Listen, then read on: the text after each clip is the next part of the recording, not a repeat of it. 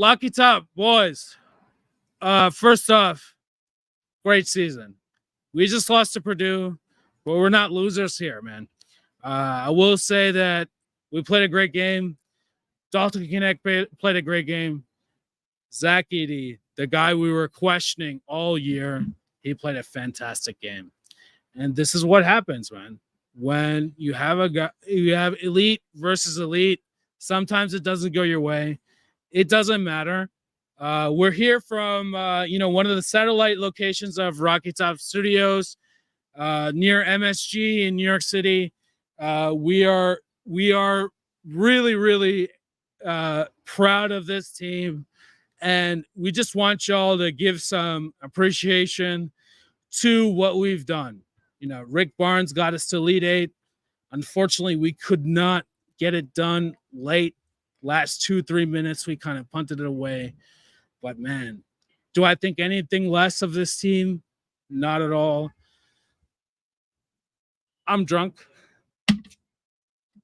Andy is drunk. Just want to say that, this is not a post of sadness. This is a post of appreciation. Andy, give me your thoughts, man, on what you saw today. Well, I will say, guys, I was there at the Sweet 16 matchup at MSG last year. Heart-crushing defeat to FAU as a favorite. And, obviously we didn't have Zakai Ziegler there. And I'm sure, being a New York kid, he's always dreamed about playing at MSG for a big game. So it sucked. But I was there. Typical Tennessee fan fashion. And then this year, watching this team fall short, obviously it sucks. But that being said, Elite Eight is, the furthest this program has ever gotten. And I can't deny that this tournament result has made Rick Barnes, as Josh said on our pod, the greatest coach, right, by accomplishment. He has the most wins in the tournament. He's gotten the farthest, tie with Bruce Pearl. He's got the SEC tournament championship. He's got 2 regular season championships. And, again, like the nature of one and done March Madness style makes it incredibly tough. And let's be honest, I was talking a lot of shit about Purdue. Purdue's a good team. And, man, Zach Edey came to play. And, when you see a stat line like that, you have to tip your hat and say, hey, I talked shit. And I said, if you can shut down everybody else but let Zach Edey get his, we're going to win. But we didn't, because Zach Edey feasted, right? Like, what was his final stat line again? Let me look it up real quick. So Zach Edey, 40 points, 16 rebounds. Yeah, and it's tough. It's tough, right? 16 rebounds. Like, forget about the 40 points for a second. The rebounds, that's what really killed us. Can you see, like, how many rebounds they had as a team for, like, go to matchup? Yeah, so it was 40-23 Purdue. If you get out rebounded by 17, I'm sorry, you're never going to win the game. Yeah, 17 more possessions. And I thought actually they played really well the first 10 minutes of the game. They contained the Purdue players. They doubled Zach Edey, like very smart double too, like not overcommitting.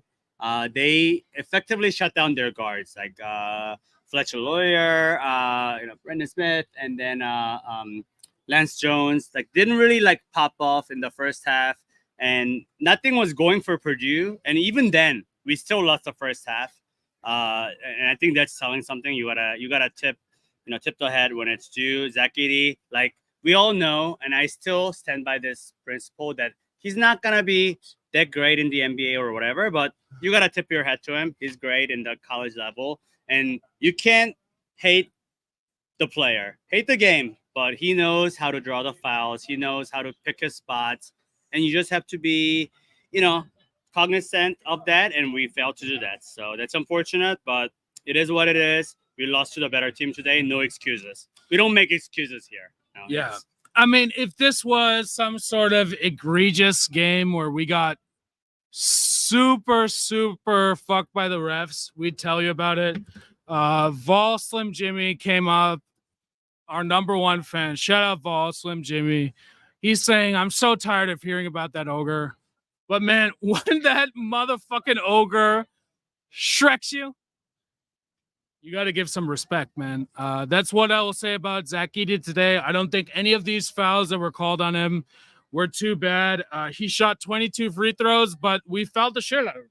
Yeah, I'll tell you a thing about ogres, man. You know, you don't get to control. You know, like when you're in the swamp, it's it. And if you don't know this reference, I highly recommend you Shrek is love.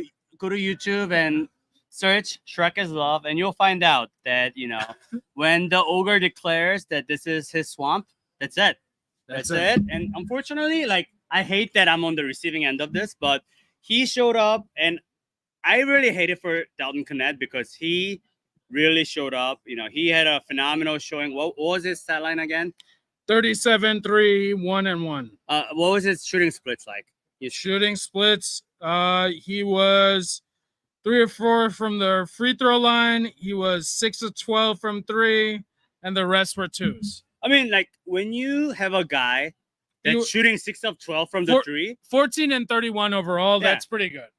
Like 14 of 31, like slightly under 47%, right? Like 45%. What can you ask for, right? Like you have your guard forward giving you nearly 40 points on that efficiency. Like every time he got the ball, and that's basically like a Kobe, Steph Curry efficiency level. Like you're literally doing 50% from the 3.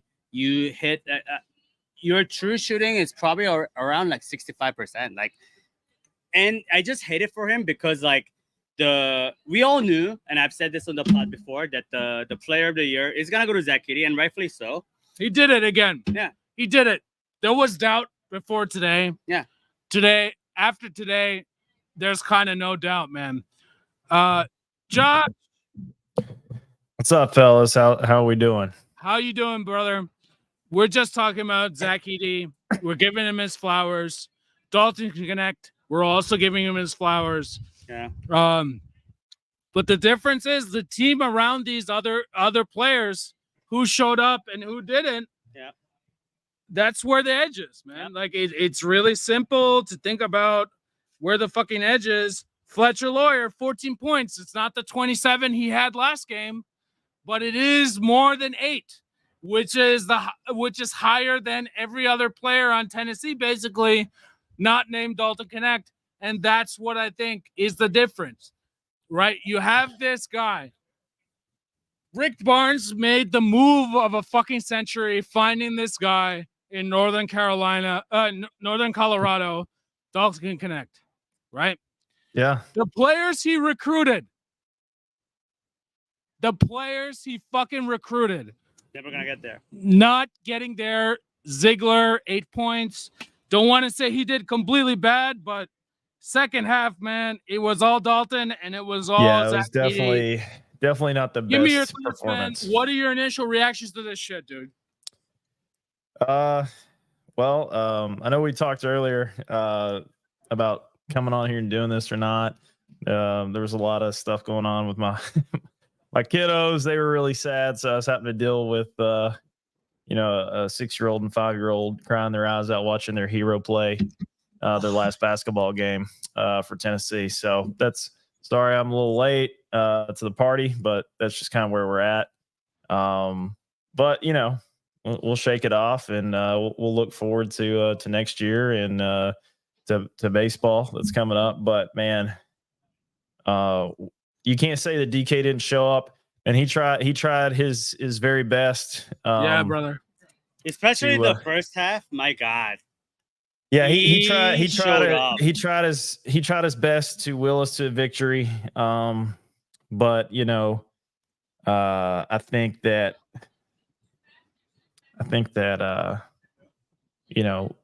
Edey's kind of like Thanos, dude. He's inevitable. And it's not so much that it's now anything we know that what the teams felt like playing against Shaq in the early 2000s, right? Yeah. Well, and I'm not saying Edey is Shaq, but just the fact that he's a presence down low that can get the ball. And I will make a parallel to like Anthony Davis on the Lakers. Anthony Davis is a great player, but on the Lakers, he's not utilized because nobody on the Lakers other than LeBron can get him the ball.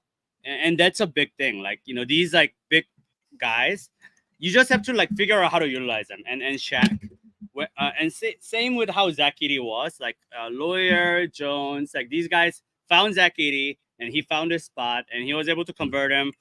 Clutch at the free throw lines. As much as I hate to say it, he showed up. Like, you can't talk shit about a guy who just had like 40 burger and 16 rebounds. Like, Yeah, that is crazy. He'll be playing in Europe next year. Ain't no way, I guess, going to the NBA.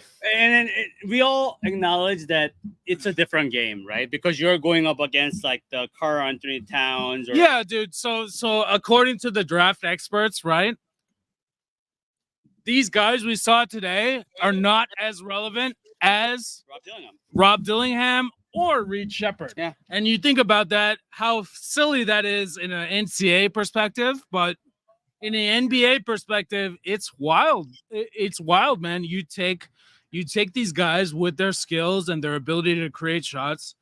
Zach Edey, he's not a guard, obviously. He can't create everything that Dalton or Reed or any of these guys can, but man, what he does with his opportunities is pretty good, man.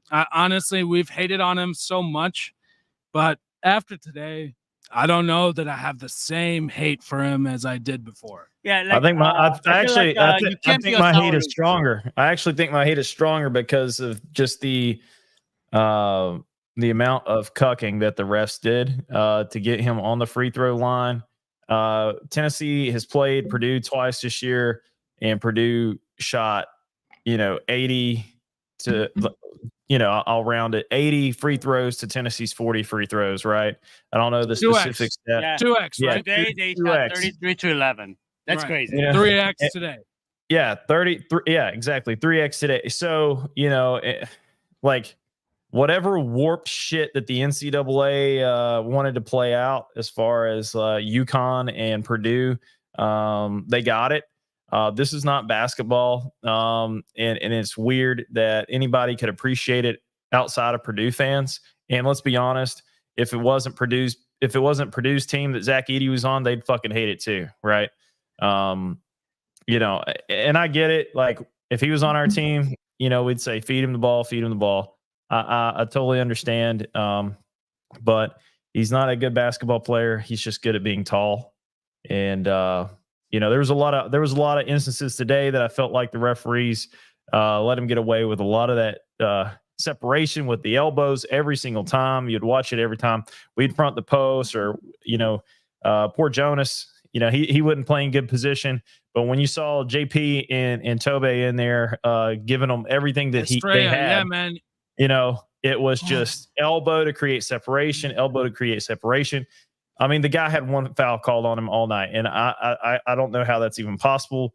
And the only reason he had one called on him was because it was so obvious when he pushed a Tennessee player out of bounds. Yeah, man. So real quick, I'll let you get back to it. Andy, you compared him to Shaq. That's the difference between Edey and Shaq, is that Edey does not get the fouls called on him. Shaq, he might get fouled every play, but 10% of those times he gets the foul called on himself. Edey, 2%, 5% maybe. He gets the foul called on him when he's committing the foul. We went to the game, right? Yeah. Rutgers versus Purdue. We saw it firsthand. This guy, he is a mastermind. And somehow he has a hold over these refs. He's figured it out. But honestly, can you bitch about it? No, it's on the refs. It's on the sixth man for Purdue for calling these fouls. And that's why I said, I hope the NCAA is happy with what they're going to get.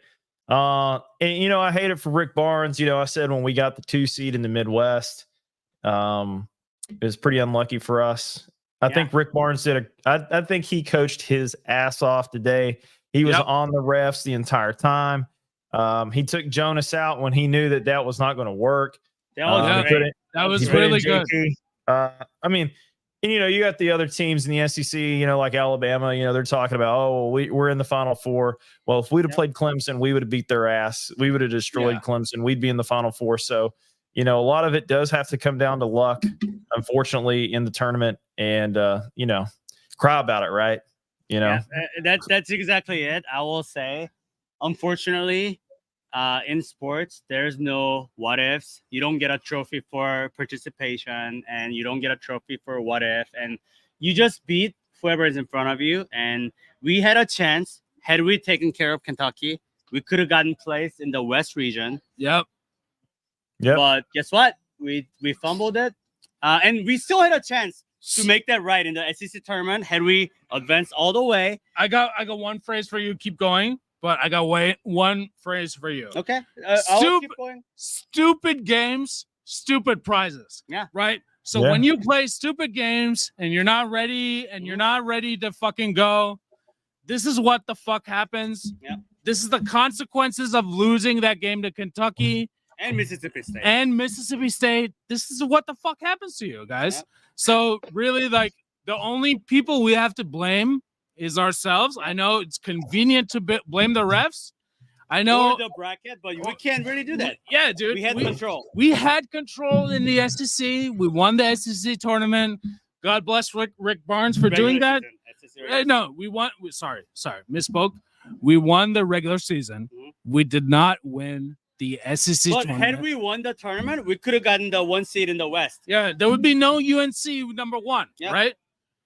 So that's what happens. Been the one playing Clemson. So keep going. Yeah, keep going. And I will just say, look, it obviously sucks.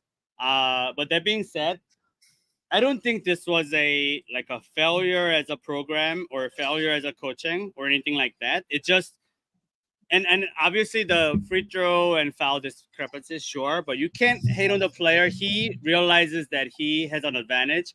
He's taking advantage of it, and that's a good for him. We all know he's not gonna be a superstar in the NBA. That's okay. Not everybody always translates. Like Tim Tebow. Yeah, we're not currently talking about NBA either. Right? It's like these people that have these they take solace in the fact that Dalton Knecht will be, a better NBA prospect than Zach Edey. Does it matter right now? Serious question to you guys. Does it matter right now to you that Dalton Knecht will go 15 and Zach Edey will be a second-round pick? No. And today he showed us. Right? He had the opportunity. Dalton Knecht also had the opportunity. These guys showed us too, but it just sucks, right? Because he did what he could. As a small forward, he scored, and he shot the threes, he got the scoring. But what sucks is that, it's like comparing LeBron versus Curry, or one of those Kobe versus Tim Duncan type of situation. They're not playing against each other on offense and defense, right? And they did what they could, but ultimately the team that won gets the praise, and rightfully so. It's sports, and we have to admit it. I just want to say, for all the Vol fans out there that are salty today, although it hurts, Zach Edey played better. He played better than Dalton Knecht, right? Dalton Knecht had 37 fucking points. Zach Edey had 40, right? That was the one thing that we could hold against Edey, was he scores better. How many points of those came from the free throw line? But it doesn't matter, right? James 14 Harden gets scoring title, even though he gets all those free throws. Yeah. And it doesn't matter. It doesn't change any of the records. It doesn't change historically, right? How many points of that came from the free throw line? It's a fair question, Josh. I will not shit on you for that. We all agree with you, but it is what it is. But men lie, women lie, numbers don't, right? So that's a case. Shout out to Jay-Z. Shout out to Dalton Knecht today. He played a beautiful game. Played his heart out. Nike had an ad in the early 2000s when Brazil was playing really good in soccer, right? They called it Joga Bonito. That translates to the beautiful game, right? Dalton Knecht played a beautiful game. Zach Edey, he played a beautiful game. It's on the rest of the players to come up and play a medium game. These other players did not fucking do that on Tennessee. Fletcher Lawyer, he had a medium game, very mid game. And, that's the difference, right? 14 points for Fletcher Lawyer. Zakai like, Ziegler, 8 points. It's like So comparing that's Steve your Nash. that's your spread. That's your money line. Yep. That's the difference. It's like comparing Steve Nash versus Kobe in like 06, 07. And you say, would you take, if you are the GM or if you're, if you're starting a franchise, you have a choice. You can pick Kobe or you can pick Steve Nash, right? Everybody would pick Kobe because he's a two-way player, defense, offense, and he can give you everything. But guess what? Steve Nash won back-to-back MVP because he had better teammates. Kobe had Smush Parker. Steve Nash had Amari Stoudemire, Raja Bell, and that matters. And today, I would agree with Naveen in a sense that Zach Katie showed up. He had a great game. Hats off. But that being said, it's not like Dalton choked. Like Dalton showed up, he didn't choke, right? and he did what he could, right? Like he scored also like, as much as like Zach Edey by like a few points. But the problem is that Tennessee, the way the team's constructed, like Zach Edey and the Purdue, they can funnel their offense and defense through Edey and the fouls and the, all the points and rebounds. But there's only so much like, for a small forward to do. Like Kevin Durant got tired of that shit and went to Golden State. LeBron got tired of his shit and joined Miami Heat, right? Like there's only so much that superstar can do. And I can't really place the blame on Dalton today. He showed up.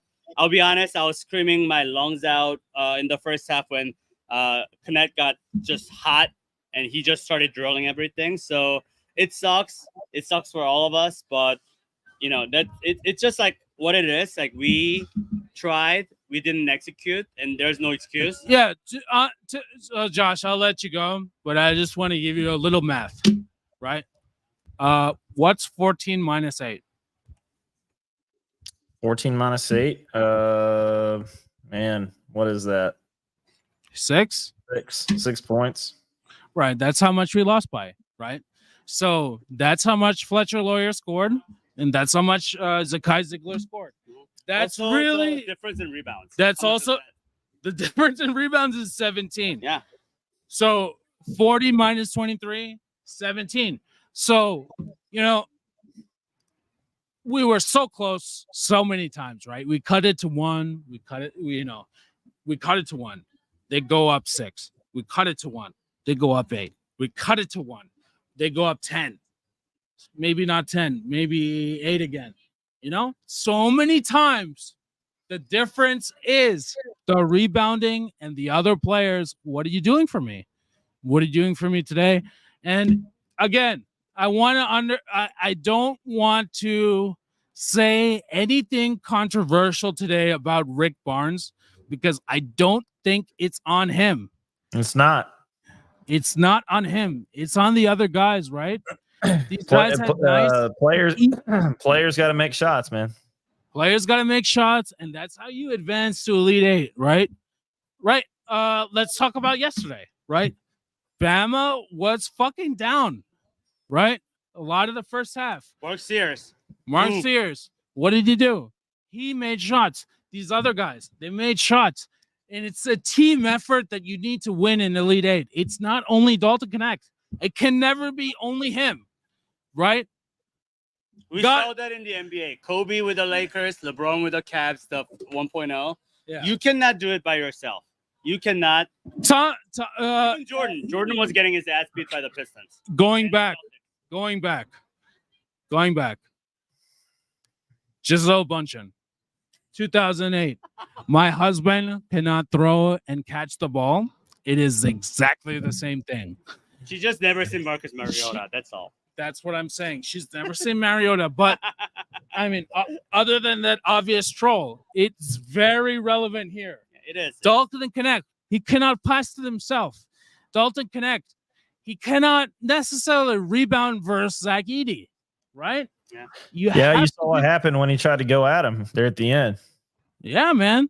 Blockzilla. So, Josh, we've talked a lot. Give me some of the unadulterated takes today, and then we can kind of wrap a bow around around the season. I just want to say if you're a Tennessee fan, hang your head high today because we've competed very well. We were within 1 point of a very good team. We might have thought that we're the best team in the country, but today we're not the best team on the floor. That's the difference. So, Josh, give us some analysis. Well, I mean, you guys have done a really good job so far of covering the things that I would say, and that's not me trying to cop out and take the easy road here. I think, I know I have a somber tone and all, but it's really hard to really analyze anything than what we saw is Zach Edey got the ball, Zach Edey got the whistle, Zach Edey scored the ball. He shot the free throws when it mattered. And we didn't have anybody else other than Dalton really step up. Our defense wasn't nearly as good as it was against Creighton. I think that was the one biggest of my keys, thing. Josh. What I was saying is we need to have the same pressure from 50 to 35 feet that we had versus Creighton. We did not. We had spurts of that, and I could see at times when we would keep Edey further away from the basket, we would do a better job of keeping him out closer to the top of the key. And then we would be able to crash and hedge a lot better when we would do that. And a lot of it had to do with spacing in the gaps. And we just didn't do a good job of that throughout the game. Not for nothing, I would say our perimeter defense was really well. We held their shooters in check for the most part. Right. They did get a couple threes on us at crucial moments that I don't think we responded well to. I think we also did a really bad job of when Matt Painter would call a timeout when we go on a run, especially that one in the first half. It's almost like we would be deflated.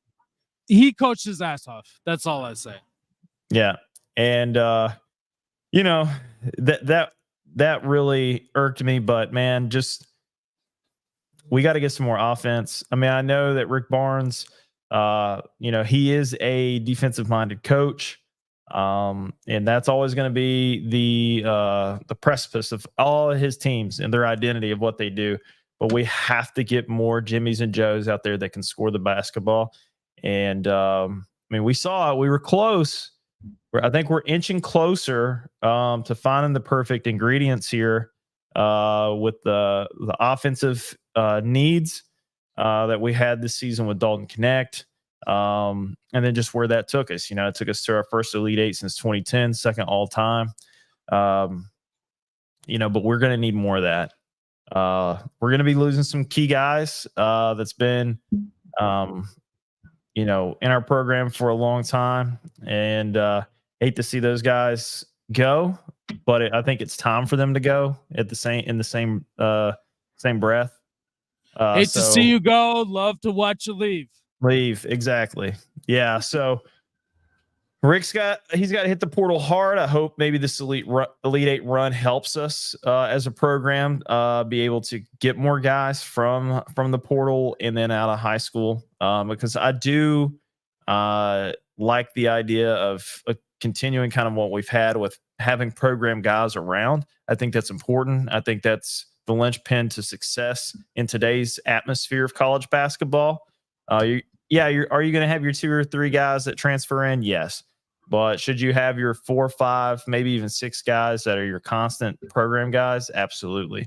And I think we saw some guys kind of grow up today. I think JP Estrada.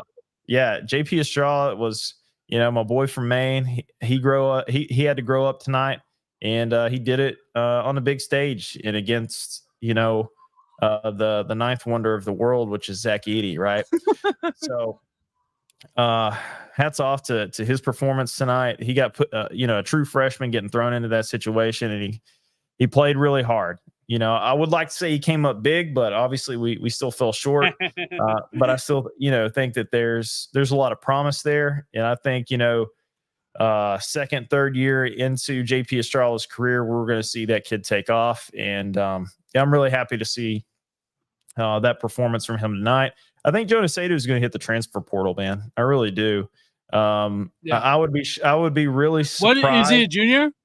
He is. Yeah, he's a junior. I would be really surprised if I saw Jonas back in Orange next year. That's not me, trying to make anything out of whatever, but just his body language. Since you guys are being nice, I'll be the asshole and say I'm disappointed. Adu, like 0 for 4, 0 points. He also was. He was bad. He's bad in Creighton. Yeah, he was bad last game. He was bad this game, and I appreciate when he gets going. But I was so frustrated last 4 to 6 games. Whenever he gets the ball right outside of the free throw and the paint, man. He just tries that like pop-up shot. Yeah, instead of driving, even when he has the open lane. I don't like Andy. I don't even need him to be a scorer. I don't give a shit about that. Get some motherfucking rebounds, motherfucker. Thank you. Rebound and play good defense. Just do that. Okay? Yeah. Just do that. We're fine. So what I will say about that is Estrella might have shown today that he has bigger balls. Aggressive. He has bigger balls than they do. And what I will say is what we talked about offline, right? What happens when Santi comes back in? How many points? How many points did Santi have, Josh? Guess. Goose egg. But here's the thing. I mean, the guy was fighting the flu, whatever. But here's the thing. I mean, Meshack was in such foul trouble. We didn't have. We had to put him in the game. Right. Yeah. So I will say, Josh. Right.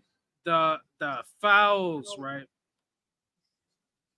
We had Meshack foul out. Yeah. Tobe Awaka fouled out too. We had Awaka foul out. We had Triple J. 4 fouls. Yeah. We had. It's off to Triple J. He showed he wants it more. He showed he wants it more than they do. Yeah. And I think you got to give it to him at this point, right? For 2024, 25 season. Yep. Who do I want as my center? It's not an easy question anymore. That JJJ will be gone. And honestly, I've been disappointed in this guy ever since. Like, we got a 5-star recruit, and he's been nothing but disappointment. Like, holy shit, this guy sucks. This guy sucks for 5 straight years. But he showed up last game. He showed up against Kentucky when we were playing against Kentucky at Kentucky. He showed up today too. 8 points on 2 up through from 3, and he played really well. I was screaming at the TV and yelling at Naveen and saying, "Yo, we need to put JJJ in the lineup because our small ball lineup isn't working." Yeah. So whatever's Rick, that was today's problem with Rick, right? Yeah. But that's the only thing I could say with him is when he went small, he went with a fucking super woke small lineup. Man, I don't think that Gainey, ZZ, Knet, and then do Awaka and JP. Like you just can't do that. You need who's gonna guard their like small forwards and power forwards, right? They're getting that's where we got killed, man. Yeah. That's where we got killed. That's when we erased the 10-point lead towards the end of the first half. Yeah, that's how it got from down up 10 to down 2. Yeah, that's how it happened. Right, we had this small ball lineup. Rick Barnes went woke. Rick Barnes went, okay, I'm gonna play an NBA lineup instead of NCAA lineup. This is a controversial thing, but I'll say this about small ball is that the idea of small ball is great when you have a capable 5 or 4. When you have Golden State Warriors, right? Like a Draymond Green, and Draymond Green is 6'5" and he's your center. Right. That works. But it's a unique situation, guys. Mm-hmm. That's what we need to realize, right? Mm-hmm. Number one thing that every basketball team needs to know is that you do not have Steph Curry. We have Dalton Connect. He's close, right? In terms of NCAA level, he's close. But he's not Steph, and we don't have a Klay Thompson. We don't have these guys. When the other team plays small ball but bigger, that's when you lose. It's like think about like the Lakers with Anthony Davis as a center, and Anthony Davis, even though he's tall, he can guard perimeter because like he's so fast, he's so agile. He's not like Zach Edey at all, right? Like Anthony Davis is gonna cook Zach Edey whenever they match up. That's a guarantee, right? If they match up, if you play small ball against Anthony Davis, you get cooked because you just lost in the idea of small ball thinking. You just want to get the swifty shooters, but that's not what it's about. Like, it's about how flexible and versatile your guys are at switching from perimeter to the paint. And when you just ignore all of that and put these like Gainey, ZZ, Knet, Meshack lineup, you're gonna get cooked. I'm sorry. Basketball is one game that height matters. That's what I want to say, guys. Like, you look at NC State, right? We have a live example of a guy, DJ Burns, that used to play on Tennessee. Yeah, and he was probably 30 pounds skinnier, right? He was, the prototypical kind of like, stretch five Jokic player on Tennessee, but he couldn't get any run. He made a conscious decision. He was like, hey, if we need to make it in this tournament, in this league, we need to give a prototype that the rest of the league doesn't have. And we don't have that, right? We have these very skinny, athletic, forwards that everybody else has, frankly, right? And when you're 6'9" and you're trying to be athletic versus 7'4" guy, it's not going to work out for you. Long yeah. run. Let me just remind you, LeBron James is 6'9" also. Like, are you going to be out athleticism versus LeBron James? No, it's also ridiculous for anybody to expect that from you. Yeah. So those are my thoughts, man. Josh, can you wrap it up for us and say your final thoughts on this season? What I will say, grade us on a 0 to 10 scale this season. Yeah, the season, grade us. I'll give Rick Barnes. Rick Barnes had an 8.5 season. Tennessee had a 7.7 season. Right, they got to Elite Eight. That's usually a point where they never get to. But I cannot give them higher than an 8 because they did not reach the Final Four. And this was our chance. Well, I think you have to give them an 8 because they played to their seed line. They got to the Elite Eight. Right. Maybe, but I will say I'll just give it to you for the rest of the for the rest of this couple minutes that we have. Just wrap us up. Give it to us. All right. Final so I'll go before Josh, who will wrap us off. So I would say for Rick Barnes personally, I think I agree. It's like somewhere in the mid 8s because he had the monkey. Like the thing was that he never got to pass Sweet 16 at Tennessee. He has the worst like progress of any coaches that are active with X amount of wins and things like that. He sucks in the tournament. He chokes. We were joking. Actually, this was the first time Tennessee was an underdog in the tournament since Rick Barnes because we were always the favorite and we would choke and lose, right? So considering all of that, I feel like he did a fine job this year. He won the regular season. He got us past good physical team in Texas and an elite offensive team in Creighton. As a team, though, I will say like 7 because they had an opportunity to execute. Like against Kentucky at home on a senior night, even the first round of the SEC tournament. And we lost to Mississippi State twice, guys. Let's not forget about that. And today is a good day to be holistic about our team. It is. But if we win one of those games, we're a 1 seed. We're not playing Purdue, right? Like if we, and I remember we literally looked at like Joe Lunardi's Twitter account and stuff. Even after we lost to Kentucky, they were still projecting Tennessee to be the 1 seed because of strength of schedule. We played a tough fucking schedule playing Purdue, Kansas, North Carolina, back to back, and Alabama twice, Auburn, and Auburn was KenPom's darling. Auburn was like number 3 on KenPom for a long time, so that was really helping us. All we had to do was not lose to Kentucky, but even if we lost to Kentucky after that, had we made it to like semifinal of the SEC tournament, we could have gotten the 1 seed line, and we didn't execute. And we were talking so much shit on this pod saying 1 seed is a wrap as long as they win. Guess what? They didn't win, and that's what you pay for. Is you are the number 1 second seed, and you get placed in Purdue's bracket, and somehow Houston, North Carolina, They're all losing. In the meantime, we're put into Purdue's bracket, and you can say Bama got lucky or whatever, but hey, we had a chance to fucking shape our future. We didn't, and that's no excuses. So I want to say, as a team, 6.2, 6.3. Okay. Very Josh, disappointed. Josh, honestly. wrap us up. Take us home. All right, I'm going to give us 8.5 as a team. You talk about 27 wins. You got 14 SEC conference wins. Your SEC regular season champions, first Elite Eight appearance since 2010, second all-time in school history. You have 7 wins against the top 25 and a top 5 player in school history. Best team in school history. To say anything less is almost a slap in the face to the hard work that we've seen this team put in this year. And so I have to disagree with both you guys on that. Can I ask one question? Yep. This team versus the team that we saw in Nashville that beat Kentucky in the SEC championship semifinal tournament. Yeah, what's the score? What's the spread? I take this team probably spreads probably 4.5. Okay, so this is your favorite all time, like Ever. Okay. As much as it hurts, I mean, you got to think about it. It's generational player, generational team.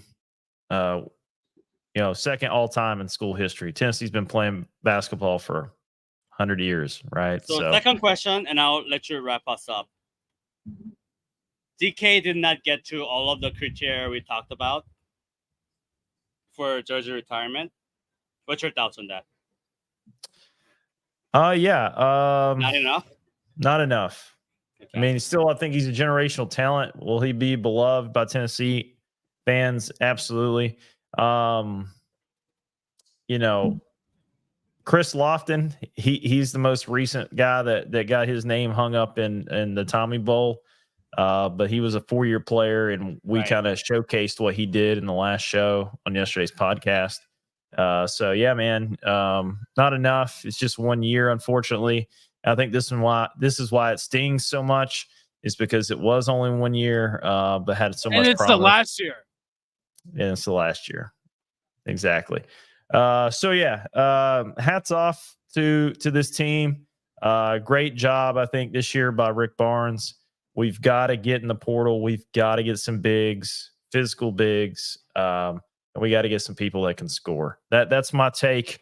But before we leave, there was a lot of chirping going on from Georgia fans after they ruled us in baseball Friday night. And we put them in the absolute spin cycle of all spin cycles and wore their asses out. Grand Slam, baby. Yeah, Tony V taking the series with the baseball team against the Bulldogs. Sorry about, sacrificing Friday night for the Creighton win, but it had to happen, guys. But here we are. Georgia, I know you guys haven't been relevant in anything other than football recently. So you were really excited, but I think you guys learned a valuable lesson in how deep and how unforgiving the SEC is in college baseball. Excited to bring on baseball. And again, shout out to the basketball team. Great season, Elite Eight run. It is what it is. Came up 6 points short again, or 4 points, whatever it was, 4 points. But yeah, for Lucky Top Sports, I'm Josh. Naveen, Andrew, thanks for doing this, man. It wasn't easy coming on and swallowing the crow. You hate to have to eat it on the back end, but here we are. I just hate that it had to be sour losers. We gotta admit when the other team or other player play great, and I wanna make a point that we are fully acknowledging that, right? Like, we're not sour losers like Kentucky fans are. Like, we appreciate the performance that the other team put on. Obviously hurts for us, but it was a great game, honestly. Like, you see the number 1 and number 2 player of the year candidate go against each other and drop 40 and 37. What more can you ask for, right? So yeah, I guess you got to ask for a win, but I get what you're saying. Yeah. All right, I just want to have a final message for everybody listening. Happy Easter, right? You know, Jesus Christ died for our sins, There you go. and he rose again. You know, Kentucky will rise. Kentucky will never rise again. Tennessee will motherfucking rise again. Maybe that's a Freudian Calm slip, down. Oh, but I will say this, guys. We Naveen, saw Naveen has had too many adult beverages, guys. Yeah. For our viewers, too many adult beverages. He's sorry. It's okay. I knew what he meant. That's what I'll say is I just want you guys to enjoy your Easter, spend it with your families, and don't be sad about what happened. Smile because it happened. You know, don't let some 20-year-old's decision ruin your weekend. Right. We got a motherfucking stud in Nico. We got a motherfucking stud in Tony V. So just remember, guys, it's Tennessee. We got many gifts out there. You know, we got many, many, many gifts. We got multiple program wins, and that's how I want to wrap it up. Thank you, Josh. Thank you, Andy. God bless.